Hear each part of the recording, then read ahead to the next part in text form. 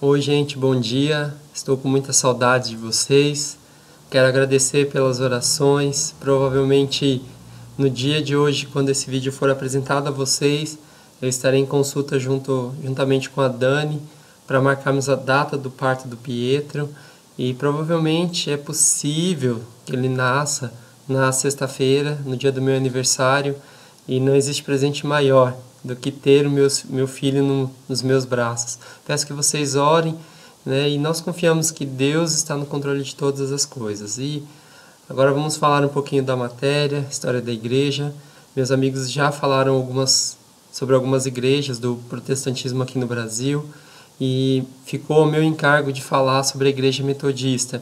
E eu vou poder compartilhar um pouquinho com vocês sobre como essa igreja chegou aqui no Brasil. Vamos lá?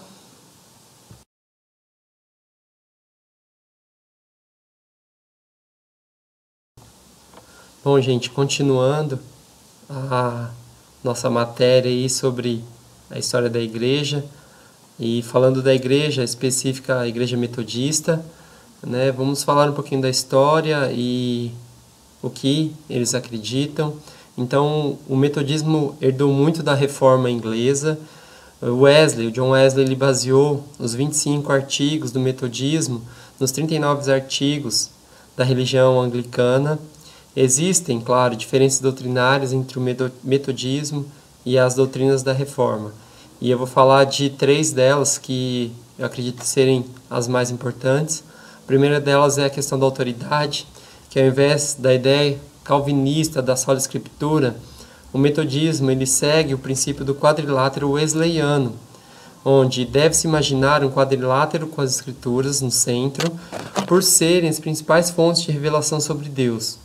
As escrituras, elas devem ser interpretadas pela fé e pela razão, tradição e pela experiência pessoal com Deus. E cada um desses itens devem ser colocados em uma das extremidades do quadrilátero. E as escrituras, elas são a suprema autoridade. A outra coisa é a questão do arminianismo.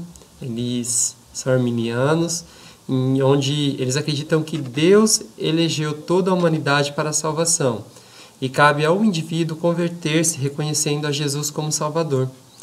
E Cristo não morreu somente para os eleitos, mas para toda a humanidade. O homem, ele possui o livre-arbítrio para escolher entre o bem e entre o mal. E o cristão, ele pode cair da graça e perder a salvação. Outra questão doutrinária também é a questão da salvação, que ela é realizada para eles em 3 passos. O primeiro passo é a questão da graça, que ela é preveniente, ou seja, todos somos que estávamos mortos pelo pecado, agora nós somos chamados à vida por Cristo. Outro passo é a questão da conversão, que nós decidimos viver em Cristo. E o último passo é a questão da santificação. Nós desenvolvemos a nossa vida em Cristo.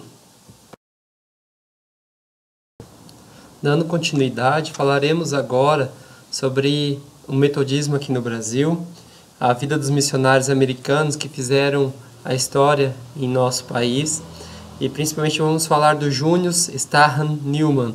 Ele foi pastor metodista e superintendente distrital. Ele foi o pioneiro da obra metodista permanente no Brasil. Então, J.E. Newman, recomendado para a Junta de Missões para trabalhar na América Central do Brasil. Essa foi a nomeação que ele recebeu em 1866 na conferência anual que eles fazem. Então, após ter servido durante a Guerra Civil Americana como capelão às tropas do Sul, observou que muitos metodistas do Sul emigraram para as Américas do Sul e Central. E o que ele fez? Ele simplesmente os acompanhou. Então, a guerra deixou muito endividada a junta, sem possibilidade de enviar obreiros para qualquer local. Newman financiou sua própria vinda para o Brasil com suas modestas economias. Chegou ao Rio de Janeiro em agosto de 1867, mas fixou residência em Saltinho, cidade próxima a Santa Bárbara do Oeste, província de São Paulo. Desde 1869, ele pregou aos colonos, Mas 2 anos mais tarde, no terceiro domingo de agosto, ele organizou o circuito de Santa Bárbara. Santa Bárbara é uma cidade próxima a Campinas. O primeiro salão de culto, antes era uma venda, foi uma pequena casa coberta de sapê e de chão batido. Newman trabalhava com os colonos norte-americanos e pregava em inglês. Um dos motivos da demora de Newman em organizar uma paróquia metodista é que ele pregava principalmente para metodistas, batistas, presbiterianos e a todos que desejassem ouvir sua mensagem. Pensando ser mais sábio unir os ouvintes em uma única igreja sem placa denominacional. Muito sábio ele, né? Mas depois, todas as denominações organizaram-se em igrejas de acordo com sua origem eclesiástica nos Estados Unidos.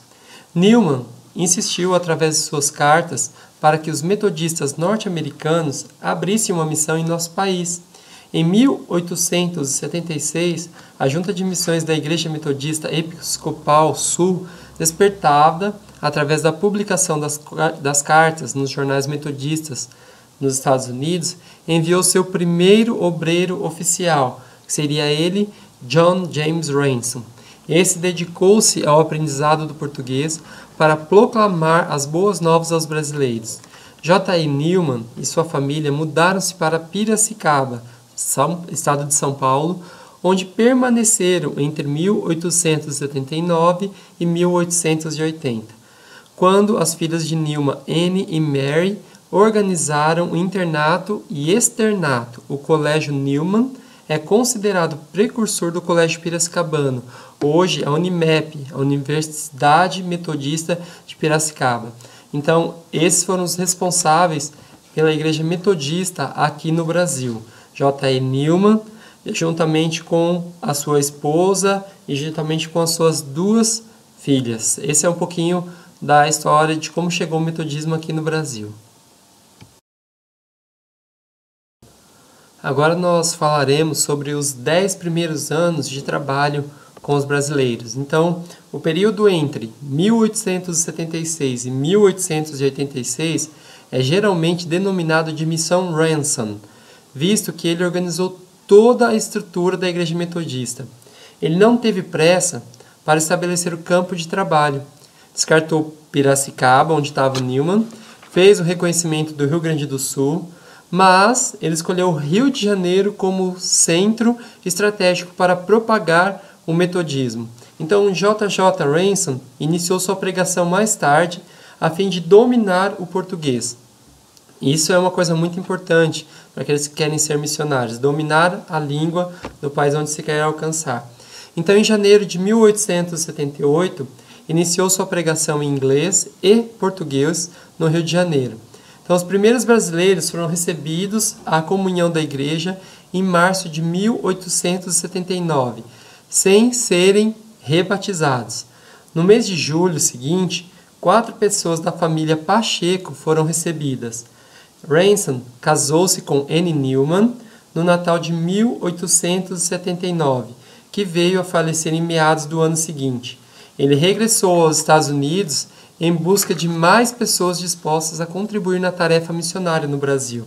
Ele voltou 2 anos depois com James L. Kennedy, Martha Watts e o casal Cougar. Todos contribuíram na expansão geográfica da missão e também na questão da educação. A educadora Martha Watts veio como missionária com a tarefa de educar crianças e moças brasileiras. O Colégio Piracicabano, primeiro educandário metodista no Brasil, ele foi fundado em 13 de setembro de 1881, com a matrícula de apenas uma aluna, que seria a Maria Escobar. Fatores como a capacidade e dedicação de diretora e o novo método do colégio chamaram novas alunas a partir do ano seguinte. O educandário ele foi a semente para a Unimep, a Universidade Metodista de Piracicaba, que foi criada em 1975. O Francis S. Cougar, ou simplesmente Fanny, a forma carinhosa que ele era chamado, fundou uma escola para crianças pobres em Piracicaba, demonstrando assim o interesse pela educação de crianças pobres. um fato que não é tão conhecido. Além dos missionários fundadores das principais igrejas, Ransom, no Rio de Janeiro, em 1879, Cougar, Piracicaba, em 1881 e São Paulo, 1884, e Kennedy, Juiz de Fora, Minas Gerais, 1884, destacam-se, por exemplo, 3 obreiros leigos que precederam Kennedy na preparação do trabalho em Juiz de Fora e outros primeiros obreiros leigos. Bernardo de Miranda, Lugero de Miranda, Felipe Relave de Carvalho e Justiniano de Carvalho receberam nomeação episcopal em 1886. Na Conferência Anual de 1887, com exceção de Lugero, todos foram admitidos à conferência e em caráter de experiência. Mas na Conferência Anual de 1890, o bispo J.C. Granberry admitiu os 4 obreiros, ordenando-os a diáconos. Algum tempo depois, leigas foram chamadas de mulheres da Bíblia, ocupando-se com visitações e leitura da Bíblia com outras mulheres. Em 1º de janeiro de 1886, foi publicada a primeira edição do Metodista Católico, o atual Expositor Cristão. Em setembro de 1886, foi realizada a Conferência Anual, que hoje equivale a um concílio na capela da Igreja Metodista, no Catete, em 16 de outubro de 1886, abrangendo 2 coisas diferentes, a área geográfica e a Assembleia Metodista Anual. O território metodista no Brasil possuía 4 centros principais. O primeiro deles, Catete, que fica no Rio de Janeiro, com 2 congregações, estrangeira com pregação em inglês e brasileira, totalizando 63 membros. Um novo templo foi inaugurado em 5 de setembro de 1886, às vésperas da Conferência Anual.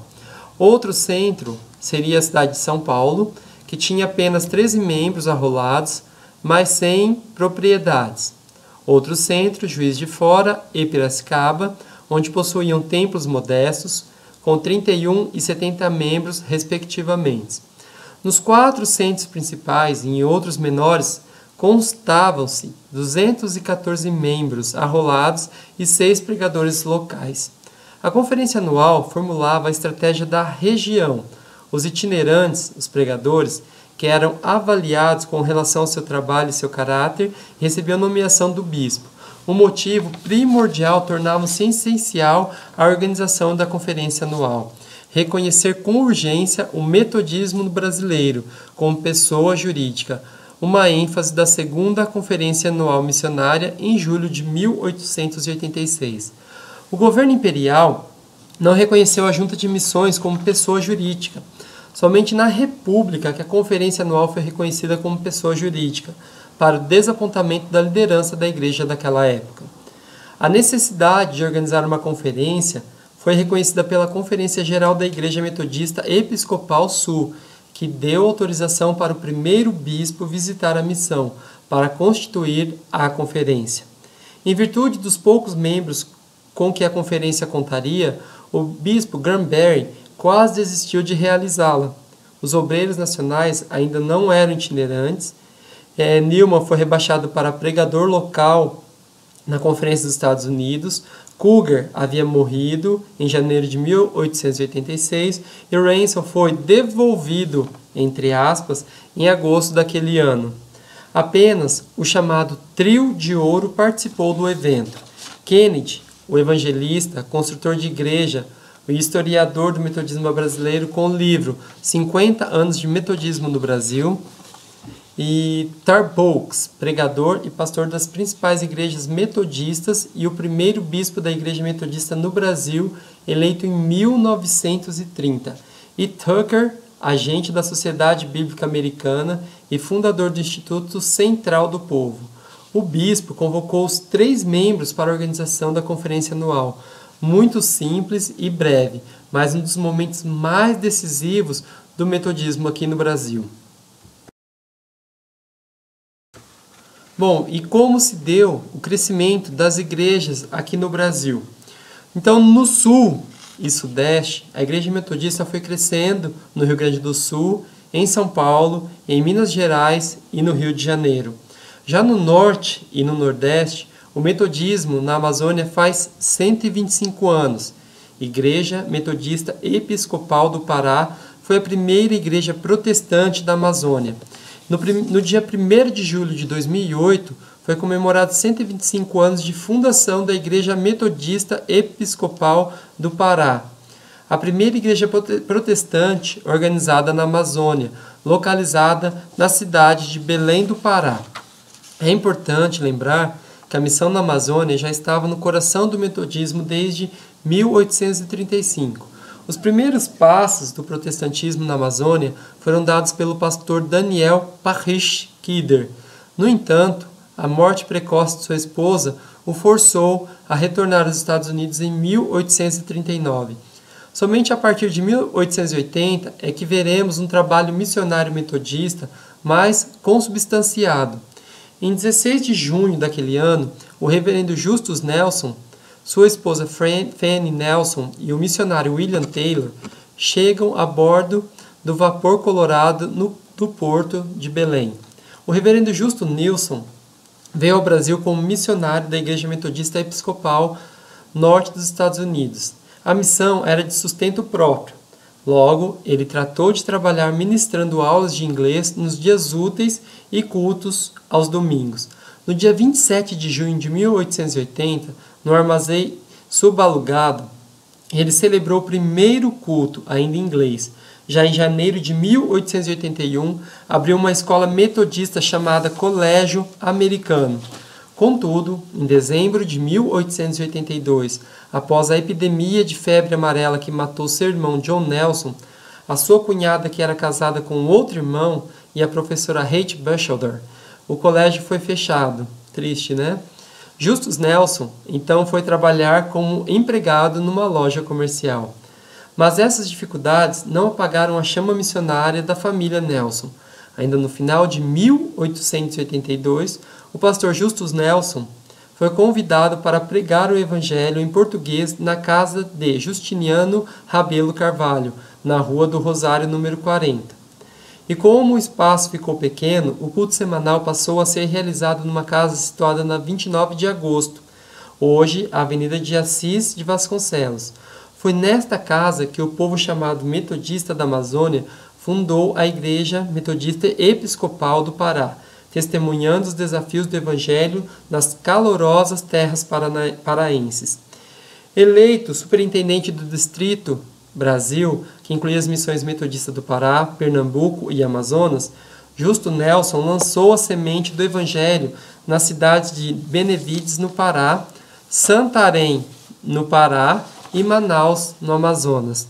Tudo independente financeiramente da Igreja norte-americana e da tesouraria da Igreja local. Em 1890, no dia 4 de janeiro, surge um dos maiores legados do pioneirismo metodista na região, o jornal O Apologista Cristão Brasileiro, jornal religioso semanal para famílias, dedicado à propaganda da verdade evangélica. Seu lema é: saibamos e pratiquemos a verdade, custe o que custar. O Apologista Cristão Brasileiro começou com uma periodicidade semanal e assim permaneceu de janeiro de 1890 até julho de 1891, período de maior fôlego do editorial, perfazendo em torno de 76 edições. De agosto de 1891 até janeiro de 1892, o jornal passou a ser impresso quinzenalmente.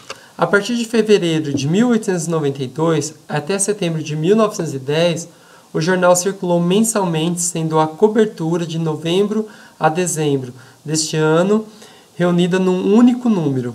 Houve uma interrupção de sua publicação em 1910 e somente em 1925, ano de despedida da família Nelson de Belém, sairia a derradeira edição do Apologista, numa espécie de resumo de todas as obras empreendidas ao longo das 4 décadas de missões na Amazônia. Com o intuito de estudar sobre essas histórias que revelam os desafios enfrentados pelos nossos pioneiros e refletir sobre as interrupções e sucesso da dinâmica missionária da Igreja Metodista na Amazônia, em 2003, 300 anos de nascimento de John Wesley, nasceu o Grupo de Estudos do Metodismo na Amazônia, o conhecido como GEMA. E de acordo com recentes pesquisas do grupo, entre vários achados, descobriu-se uma informação muito importante que contraria inclusive os relatos oficiais da Igreja Metodista sobre sua história no Brasil. No site da Igreja, na seção sobre histórias do metodismo, encontramos uma vaga lembrança sobre o metodismo na Amazônia. No texto, temos a nota equivocada que diz que Justus Nelson morreu e está sepultado em Belém. O correto é que, após 45 anos de incansável dedicação e paixão missionária, Justus Nelson, aos 75 anos de idade, partiu de Belém do Pará no dia 8 de novembro de 1925, devido à crise da economia da borracha que assolou a cidade.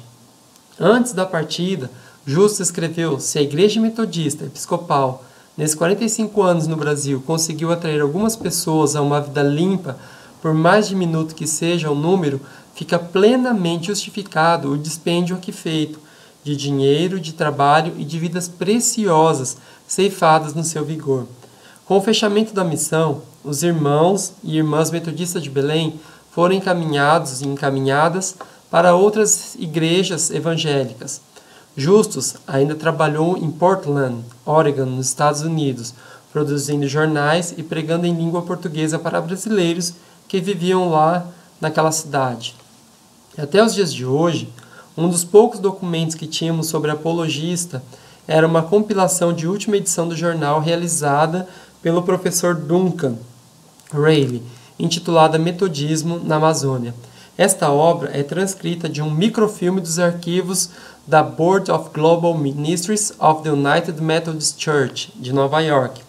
O GEMA, ele obteve acesso aos originais do jornal, que estão integralmente microfilmados na Biblioteca Pública Arthur Viana, e agora trabalha na divulgação desta riquíssima fonte da história do metodismo no Brasil, especificamente falando da Amazônia. A fonte adaptada de pesquisa do GEMA, Grupo de Estudos do Metodismo na Amazônia, Aloysio Laurindo Júnior, Antônio Carlos Soares dos Santos, Cláudio Augusto Lima das Neves, Fabrício Mateu, Flávio Elias Quemel, Franklin Ferreira Sodré, Saulo Batista, Tony Vilhena, e esse trabalho ele está disponível no site www.metodista.org.br. Durante 5 anos, ou melhor, corrigindo, durante 5 dias, o grupo compartilhou de devocionais, momentos de louvor e reflexões sobre a sociedade e a igreja. A língua nativa, muitas vezes, cedeu lugar ao português, que surgia sem que as pessoas se dessem conta que havia mudado de idioma, o que mostra a profunda aculturação desses homens e mulheres que, mesmo após findado o tempo de serviço, decidiram permanecer no país que também consideraram sua pátria. A necessidade de ampliar o ensino no campo da unidade cristã e das raízes metodistas e wesleyanas foram debatidas e apontadas como desafio das lideranças da Igreja Metodista, conta Maria Newman. No dia 2 de setembro de 2007, a Igreja Metodista celebrou 77 anos como Igreja Brasileira Autônoma, mas a proclamação de sua autonomia no ano de 1930 não impediu que continuasse a receber missionários e missionários dos Estados Unidos. Nos anos seguintes, muitas pessoas oriundas da Igreja Metodista Unida dos Estados Unidos e também da Alemanha e da Igreja Unida do Canadá vieram para se unir em laços fraternos na missão com a Igreja Metodista do Brasil. Hoje, o número de missionários e missionárias estrangeiras diminuiu significativamente. A maioria dos que vivem aqui é de aposentados ou aposentadas que escolheram o Brasil como a sua casa. Então, gente, esse é um pouco da história do Brasil, do metodismo aqui no Brasil, e que existe até hoje, né? Graças a Deus que existiram pessoas que lutaram e ainda bem que existem pessoas que lutam para que o Evangelho alcance muitas outras pessoas que ainda não conhecem a Jesus. Gente, um abraço, fiquem com Deus, que possamos nos ver em breve. Bom estágio a todos. Tchau. Só, esqueci uma coisa, Qualquer dúvida, anseio, desespero, descabelamento, a nossa professora Maylir está aí para responder para vocês. Um abraço!